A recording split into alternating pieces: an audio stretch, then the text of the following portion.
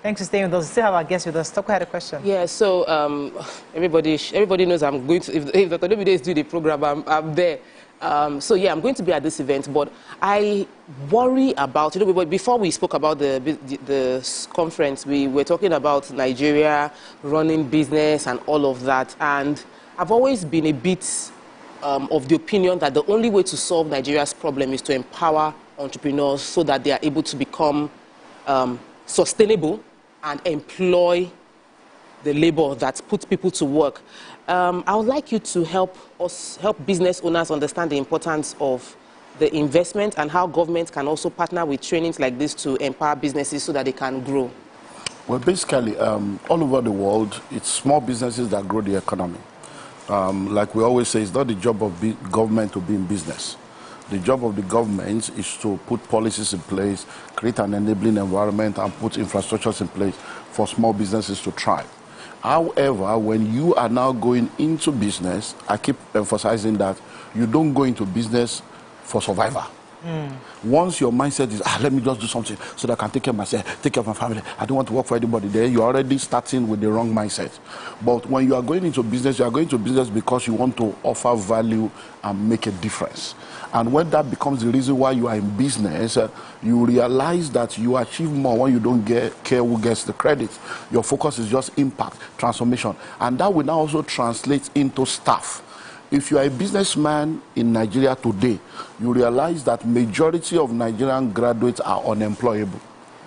By the time you employ them, you have to train and retrain for them to be able to do what needs to be done. So once you are going in with transformational mindset, with value creation mindset, when you start a business, part of your vision will be anyone that comes to work in this organization, me mentoring them will be a part of my assignments. So I'm going to look beyond their certificate, because some people are not well brought up even from home training. They don't have basic home training. So it's not even about, so somebody that's from the foundation of the home, there is no home training, they don't understand the basics about life, they now went to school, curriculum is outdated, they came out, so they are already having double level of jeopardy. So when you are going to start a business, have it at the back of your mind that even though I'm employing them to pay them, I will look into how I can help them to become better in their personal life, in their grooming, courtesy, understanding life. Do and that, then, they go away in seconds. That is where I'm going to. Because that's why many people don't do that, but that's why we are all here. So you do that, then even in the business, you are teaching them how to write letter, how to align, how to speak, how to do this, knowing fully well that they will go. But you are helping the country to develop. Yeah, that's the way it works, because see, what you sow is what you will reap.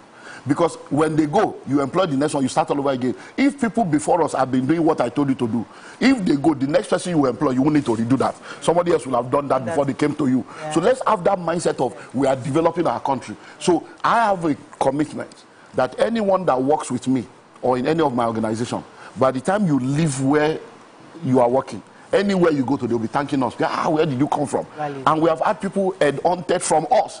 To us, it's a testament that when bigger companies, bigger organizations are coming to us to come and take you, we have done well. And that's the mindset we need to have. Then when it comes to the government, you see, we need to go back to local government. Thank God we're getting back there. You see, this government in Nigeria is big. Lagos State alone is more than about 14 different African countries. A lot of African countries are 2 million, 3 million. And they're a whole country, they say they get presidents. That's just a local government chairman or a councillor here. So when we are talking government, we are looking too much to the federal. It is local government. In every local government, you know, we used to have technical schools, we used to have skill acquisition centers. All those things have been lost. We used to have summer school, we used to have a summer job. All those things have been lost. That is the way the government partners with people. In every local government, there will be libraries, there will be technical schools, there will be skill acquisition centers, because everybody does not have to go through that route of academic education. You can now go through technical education and be skilled to be able to offer things to the market, because certificate right now is not certifying anybody. Okay, so this brings me to my question. So I just like the fact that you delved into the local government aspect. So I'm talking about education, and this is education at every level, even the lowest level, which is basic education.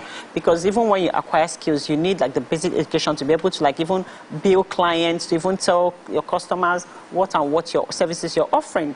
So what are your thoughts in terms of, even in schools now, curriculums that they should teach business? Because for me, you know, I have a PhD, I have 2 masters, but then it took me a long time when I started my own business to even understand the business of law. I'm a lawyer.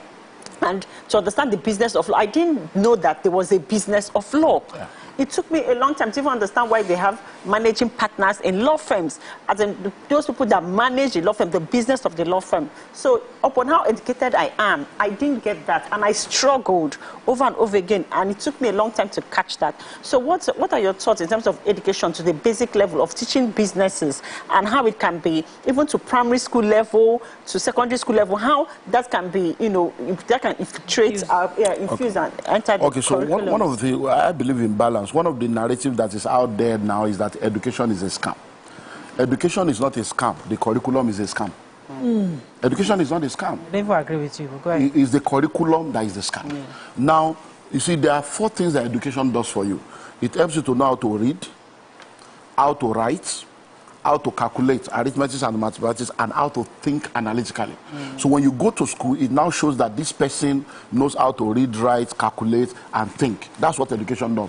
So everybody needs to go through that basic education where you are able to do those 4 things. Once you are able to do that, the next set of education should be things that can help you to offer value to your generation and solve the present-day problem of the world that you live in. But many of our curriculum is not doing that.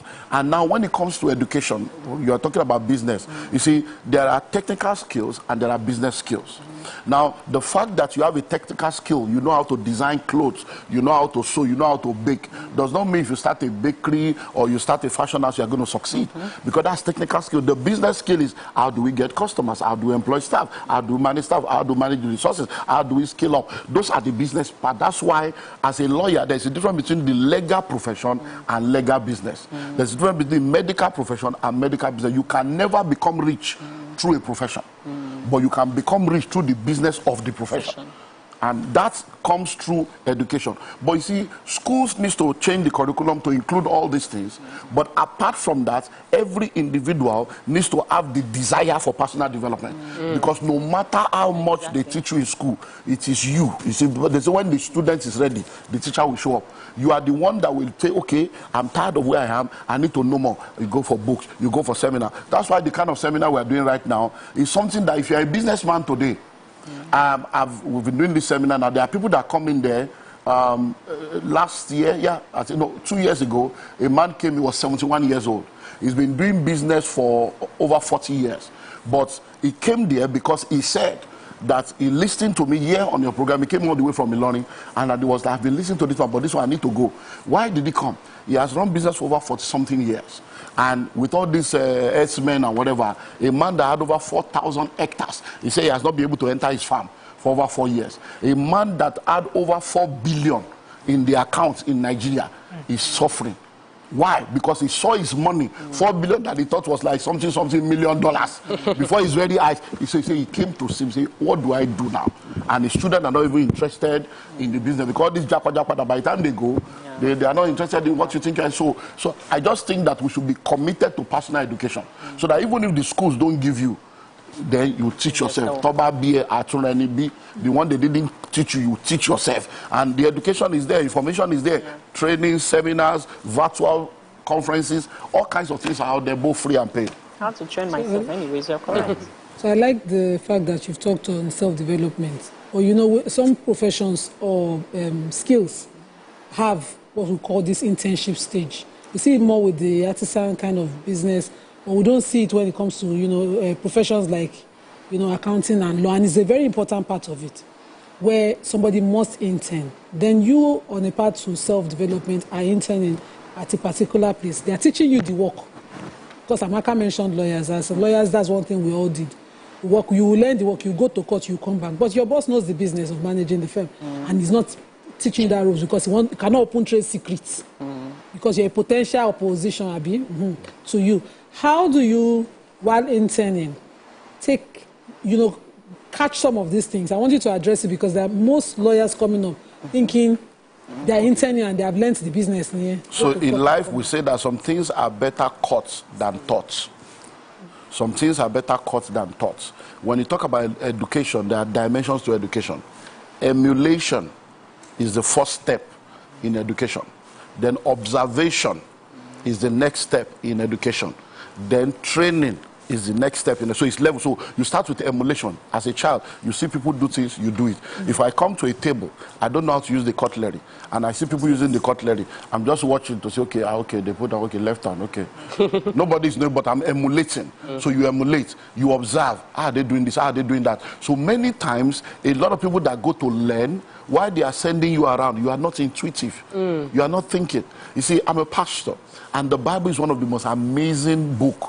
Whether it's business, marriage, you will be shocked. When Nehemiah wanted to rebuild the walls of Jerusalem, he went to the king. He said, give me letter to this person for wood, this person for this person. Visa to, how did he know them? That means as they were coming to visit the king, He was paying attention. Okay, that's the Minister of Finance. Bless you, sir. He was collecting complimentary card. Hello, sir. So that's the person in charge of visa. So he didn't go to them. He didn't abuse the position, but he utilized it to be able to prepare himself for opportunity. Because it is better to be prepared waiting for opportunity than for opportunity to come and meet some problem. When the time now came, he now went. He knew exactly what to ask. Can you give me a letter to this? Because you couldn't come before a great man and be wasting his time. So it's what we call the elevator pitch, sharp. He has asked and he got it. Somebody else will have said, excuse me, sir, I'm trying to travel. What can you do to help me? You don't have anything to. So when you are in that law firm, be wondering, okay, they are paying all of us. How are they paying us? How did they pay all of us? You are paying light, you are paying. Okay, they say, okay, go to court and go and do this. Okay, how much did they charge this person? The accountant will say, it's 3 million. He's 3 million. How did they arrive at 3 million? How can you? So, but their own mind is saying, hey, you mean they collected 3 million? They're just paying 30,000. That's what they are thinking. So, how did they arrive at 3 million? What are the costs? Okay, we went. Okay, so what? So that's how you think. And when you begin to think that, it will help you to ask the right question. Because the question you ask will determine the answer you get. Those people say they don't want to teach you. If you ask, there are questions you ask that people will say what they don't want to say. And that question is what makes you to be able to get the answer. I really wish people I can go, catch they this follow thing. you, There are they questions you go. ask. Let me I have to go on a pod. Let us sink in. Oh, okay. Let's go on a short break. Continue. We'll get back. Hope people caught that. Yeah.